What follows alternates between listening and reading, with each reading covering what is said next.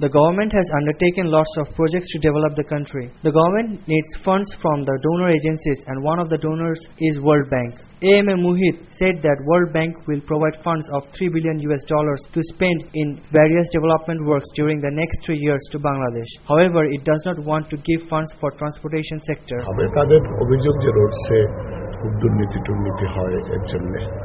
তো সেখানে বললাম যে দুর্নীতি হয়েছে এবং যখন হয়েছে তখন তো তোমরা ছিলে, পরে অবশ্যই বের করেছে যাচ্ছ, সুতরাং এটাকে একটু re-examine করা দরকার, because this is very important sector for us.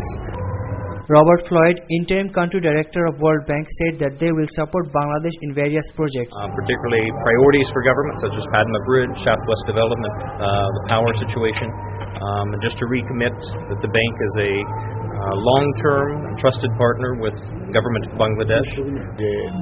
Minister also said that the pay scale will not be announced formally this month due to time needed to review the reports submitted by Pay Commission report, Defense report and Secretary Committee report. Imran Ahmed, News and Images, Dhaka.